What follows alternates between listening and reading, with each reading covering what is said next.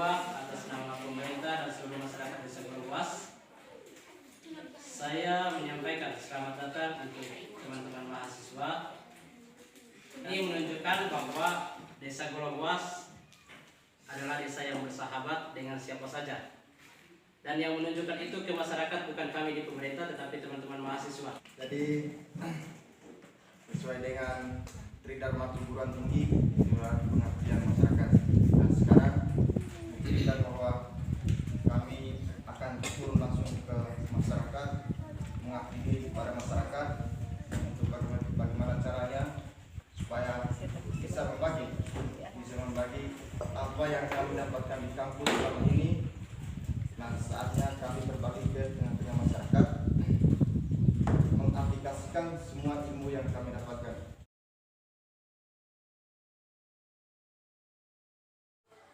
Jikalau ada anak-anak saya atau bapak ibu gurunya yang tidak sesuai dengan proses pembelajaran K13, mohon dimaklumi. Karena ini adalah proses awal bagi kami di SD Kandawang. Guru-guru masih menggunakan buku KTSP, tetapi nyatanya sekarang sudah pakai K13. Tetapi sekarang kami coba beralih, sudah masuk ke K13. Tetapi baru semester ini masih berjalan.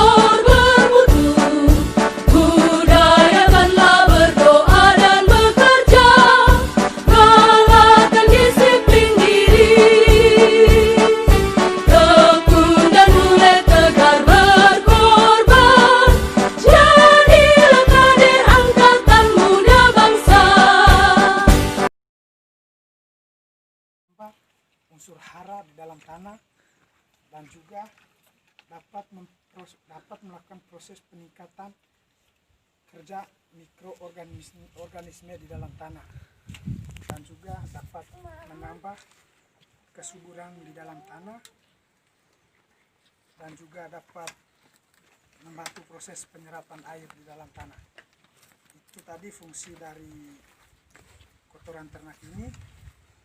Yang kedua, fungsi dari daun kerinyu dengan batang pisang ini supaya menghasilkan fosfor, dan fosfor itulah yang akan membantu proses pertumbuhan pada tanaman kita. Jadi peran dari fosfor itu adalah untuk melakukan proses pembelahan sel, yaitu sel akar, sel batang, sel daun, sel buah, dan sel bunga. Dan juga bisa menghasilkan nitrogen, dan zat nitrogen inilah yang akan membantu proses penghijauan pada sel daun. Jadi yang ketiga, fungsi dari abu api ini adalah untuk menetralisirkan pH yang berada di dalam tanah. Jika pH-nya terlalu rendah, maka tanah tersebut sudah mengalami keasaman. Supaya dapat dinetralkan kembali, kita gunakan abu api ini supaya tanahnya normal kembali. Karena kalau tanahnya sudah mengalami keasaman, berarti itu risiko pada akar tanaman kita karena akan mengalami pembusukan akar. Yang keempat, fungsi dari air gula ini adalah supaya menghasil proses dari air gula ini, karena air gula inilah yang akan menghasilkan mikroorganisme, dan mikroorganisme itulah yang akan menghancurkan jasad renit yang belum laku di dalam tanah. Jadi mungkin itu saja beberapa hal yang perlu saya sampaikan. Kita pemberian pupuknya itu sebelum kita tanam, karena beda dengan pupukan organik. Pelepasan unsurnya ini kalau pupukan organik cepat, karena pembuatan pupukan organik itu unsur ringan sehingga penyerapannya cepat. Proses pemberian pupuk organik dengan pupuk anorganik itu yang beda.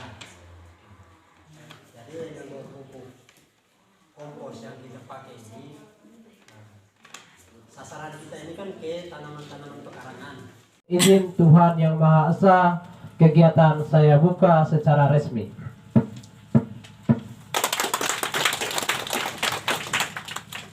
Jadi kalau berbicara tentang mahasiswa, berarti berbicara tentang dua hal penting, yaitu mahasiswa menjadi agent of change atau agen perubahan. Yang kedua, mahasiswa itu agen social of control, yaitu menjadi kontrol dalam sebuah perubahan. Nah, agen of social of control berarti mahasiswa itu menjadi tiang tengah masyarakat dengan pemerintah. Nah, menjadi tiang tengah bisa saja mahasiswa itu menjadi suatu saat bisa menjadi masyarakat. Nah, menjadi masyarakat, dia bisa menginstruksi kebijakan-kebijakan pemerintah yang mengimplikasikan kepada masyarakat. Jadi, dia bisa menjadi masyarakat. Suatu saat nanti dia bisa menjadi rekan kerjanya pemerintah. Nah, di sini dia menjadi rekan kerjanya pemerintah. Dia bisa membantu menyukseskan kegiatan-kegiatan atau program-program pemerintah yang bisa mengimplikasi baik kepada masyarakat.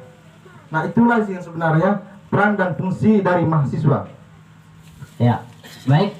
Langsung saja saya akan coba menyampaikan materi yang berhubung dengan strategi pemberdayaan masyarakat desa berbasis partisipasi.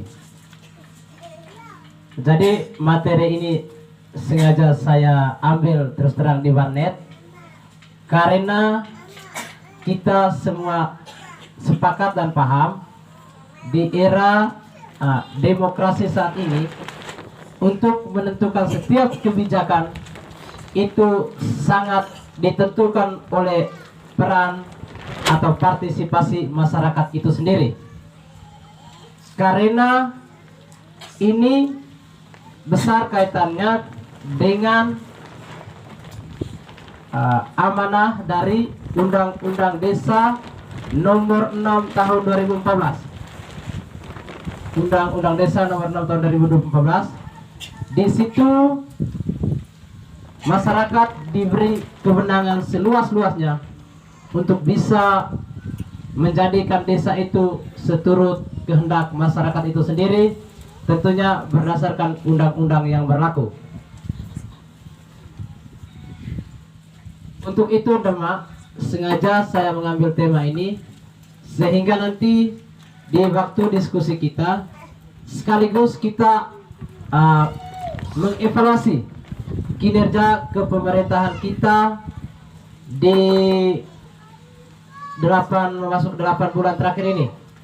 Karena ini menjadi partisipasi masyarakat bagaimana menuju desa yang mandiri sesuai dengan amanah Undang-Undang Dasar atau amanah Undang-Undang Desa Nomor 6 Tahun 2014.